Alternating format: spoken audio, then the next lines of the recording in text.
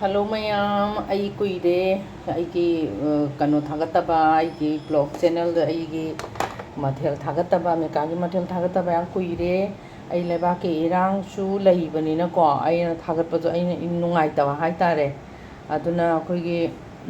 asidi ai thagat jara age,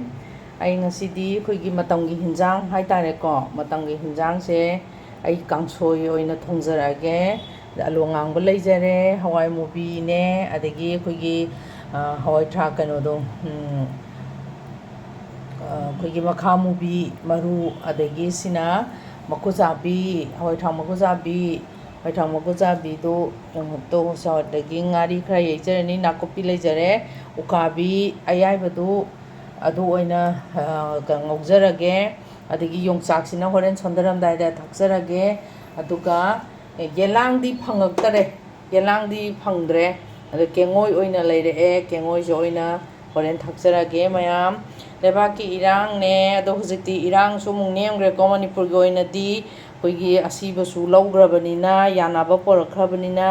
ai ngasidi amu aigi channel se aigi nungsiraba subscriber mayam adagi aigi channel da subscriber tawbidaba mayam su subscribe tawbiyo like tawbiyo aduna share tawbiyo mayam nungsibiduna mekagi mathelbu amuktadi kaino oijage mekagi mathelbu nungsibiduna ne mayam subscribe tawdaba mayam su toksanbiyo aigi irangi matungda ne amu pujarai se ngasi mekagi mathelna kangsoi thongba ko mayam yangbirase mayam ai khang thanggatjare thau khitang ngauge yamdi ngauraroi machung khra ngaujarage ai singju amusu yaujarage amu aigi channel se aigi nungsiraba subscriber mayam adagi aigi channel da subscriber tawbidaba mayam su subscribe tawbiyo like tawbiyo aduna share tawbiyo mayam nungsibiduna mekagi mathelbu amuktadi kaino oijage mekagi mathelbu nungsibiduna ne mayam subscribe tawdaba mayam su toksanbiyo aigi irangi matungda ne amu pujarai se ngasi mekagi mathelna kangsoi thongba ko mayam yangbirase mayam ai khang thanggatjare thau khitang ngauge yamdi ngauraroi machung khra ngaujarage aduga mayam ai singju amusu yaujarage ko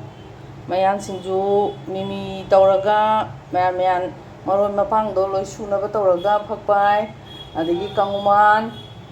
mayan hapaga ai singju amusu tawrake santrok ke hapaga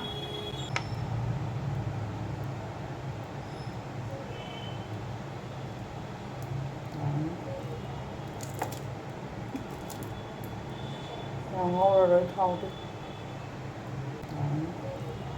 jarage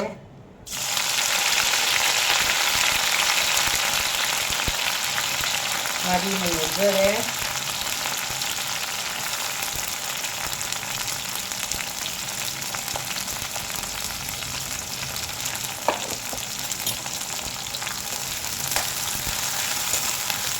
kuide ai thagataba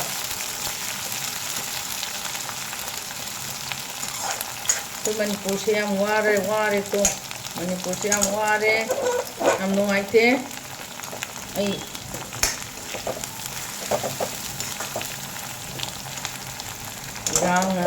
irang ne na mayam hogdana mu tawrani adai mu yanaba satlom pora ani adagi khangdida wa ngangbasu yade yam lui adagi lairik tamjariba kasu kanjagidra angang macha hatopi ko ahan hatopi adai nungaite yamna nungairadi yam nungaite manipur do nga mu ngojare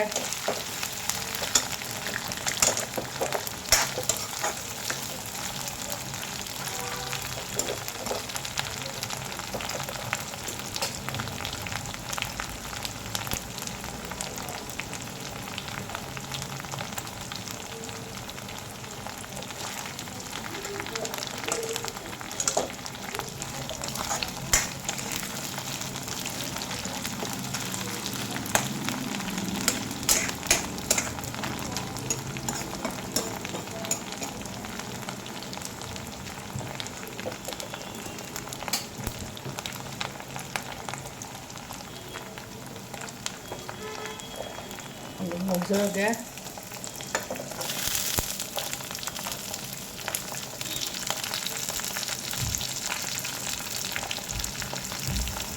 ꯍꯋꯥꯏꯟꯕꯤꯒꯁꯤꯗꯤ ꯁꯣꯟꯊꯔꯒꯗꯤ ꯇꯧꯒꯗꯕꯅꯤ ꯑꯗꯣ ꯑꯗꯨꯝ ꯉꯧꯁꯜꯂꯒꯦ ꯀꯩꯒꯤꯅꯣꯗ ꯍꯋꯥꯏꯟꯕꯤꯁꯦ ꯌꯥꯝꯅ ꯑꯩꯈꯣꯏꯒꯤ ꯅꯧꯕ ꯀꯩꯅꯣꯗꯣ ꯑꯣꯏꯗꯦꯕ ꯍꯧꯖꯤꯛꯀꯥꯟ ꯍꯋꯥꯏꯟꯕꯤꯁꯦ ꯂꯤꯌꯦꯕ ꯑꯗꯨꯅ ꯄꯨꯂꯞ ꯑꯗꯨꯝ ꯉꯧꯁꯜꯂꯒꯦ ꯍꯣꯏ ꯊꯥꯎꯁꯤꯁꯨ ꯑꯗꯨꯝ ꯉꯧꯁꯜꯂꯒꯦ ꯍꯣꯔꯦꯟ ꯀꯩꯅꯣꯗ ꯌꯣꯡꯆꯥꯛꯇꯪ ꯀꯩꯅꯣ ꯇꯧꯔꯒꯦ ꯌꯣꯡꯆꯥꯛꯀ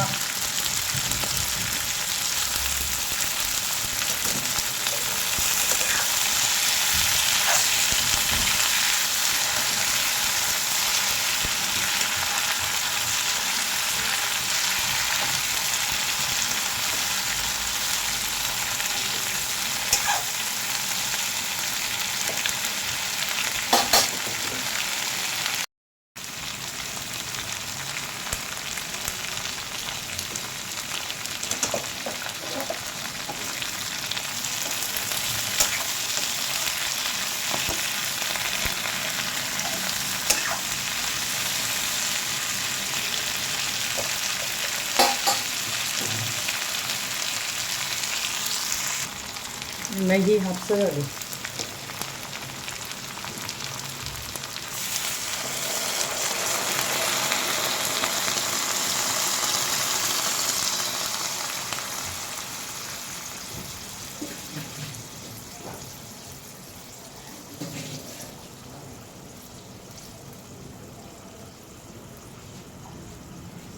ꯁꯤꯡꯍꯤ ꯃꯆꯤ ꯈꯔꯒ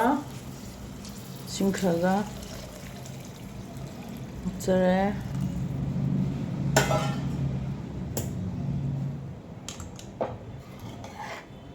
ꯒ꯭ꯌꯥꯁꯁꯦ ꯃꯈꯣꯡꯁꯦ ꯈꯔ ꯅꯨꯡꯉꯥꯏꯇꯦ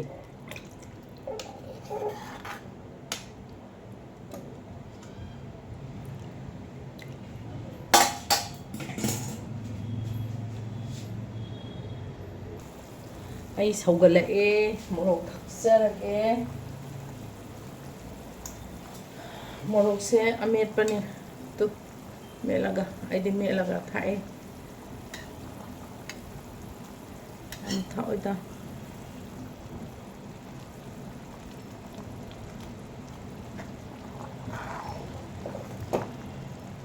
ꯌꯦꯂꯥꯡꯒꯗꯣ ꯌꯥꯎꯔꯗꯤꯀꯣ ꯑꯃꯨꯛ ꯍꯦꯟꯅ ꯍꯥꯎꯔꯗꯕꯅꯤ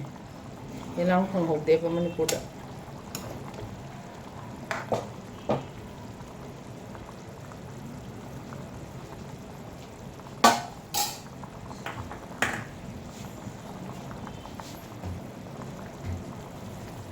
ꯊꯨꯝ ꯑꯃꯨꯛ ꯊꯥꯛꯆꯔꯒꯦ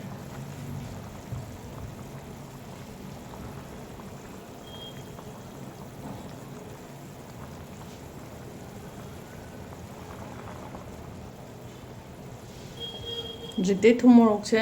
ꯆꯝꯃꯦ ꯈꯔ ꯈꯔ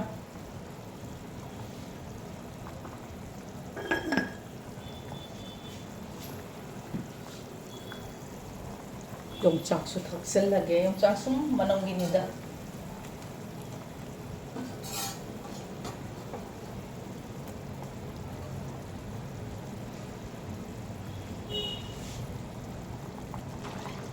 ꯑꯩ ꯀꯦꯡꯉꯣꯏ ꯊꯥꯛꯆꯤꯟꯖꯔꯒꯦ ꯀꯥꯡꯁꯣꯏꯗꯤ ꯃꯍꯤꯁꯦꯈꯤꯇꯪ ꯁꯣꯏꯗꯣꯛꯀꯦ ꯀꯦꯡꯉꯣꯏꯁꯦ ꯍꯥꯞꯆꯤꯟꯖꯔꯒꯦ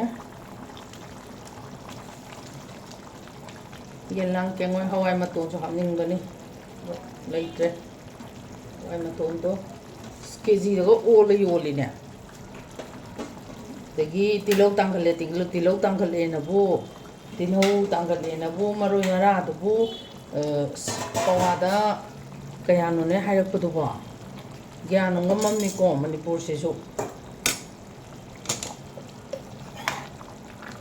ꯄꯨꯔꯥ ꯑꯦꯗꯚꯥꯟꯇꯦꯖ ꯂꯧꯗꯅꯕ ꯇꯤꯜꯍꯧ ꯐꯪꯗ꯭ꯔꯦ ꯑꯂꯨ ꯐꯪꯗ꯭ꯔꯦꯅ ꯑꯩꯈꯣꯏꯗꯤ ꯇꯤꯜꯍꯧ ꯐꯪꯗ꯭ꯔꯁꯨ ꯑꯂꯨ ꯐꯪꯗ꯭ꯔꯁꯨ ꯍꯣꯏ ꯍꯧꯖꯤꯛꯄꯨꯗꯤ ꯑꯩꯈꯣꯏꯒꯤ ꯑꯣꯏꯅꯗꯤ ꯃꯔꯣꯏ ꯅꯄꯥꯛꯄꯤ ꯃꯔꯥ ꯅꯥꯀꯨꯞꯄꯤ ꯅꯄꯥꯛꯄꯤꯁꯦ ꯐꯖꯅ ꯊꯣꯛꯄꯅꯤꯅ ꯀꯩꯁꯨ ꯑꯩꯈꯣꯏꯗꯗꯤ ꯀꯩꯁꯨ ꯌꯥꯝ ꯀꯟꯅꯗꯤꯀꯣ ꯀꯩꯅꯣꯗꯤ ꯑꯣꯏꯐꯝꯗꯤ ꯊꯣꯛꯇꯕꯅꯦꯕ ꯋꯥꯐꯝꯗꯤ ꯊꯣꯛꯇꯕꯅꯦꯕ ꯌꯦꯡꯉꯣ ꯑꯩ ꯂꯣꯏꯁꯟꯖꯔꯒꯦ ꯀꯥꯡꯁꯣꯏꯁꯦ Matamgi kangsoi ko. Mayam America bu nuksibiduna America gi mathel bu nuksibiduna like tawbiko. Mayam subscribe yam tawbiyo comment yam pibiro o ai mathang thongba ngamba oijage. Ai mathang thongjarage. Sanjarage kangsoi se.